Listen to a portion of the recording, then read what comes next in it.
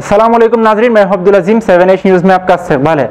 Cyberabad SOT ने शामिरपेट अनातरम गांव में छापा मारा, जहां पर कुछ लोग 3 पत्ती खेल रहे थे, जिसमें पुलिस ने 15 लोगों को गिरफ्तार कर लिया है, जिनके कब्जे से 4 लाख रुपए और 13 मोबाइल फोन जब्त कर लिया है। आइए देखते हैं राहुल की ये रिपोर्ट।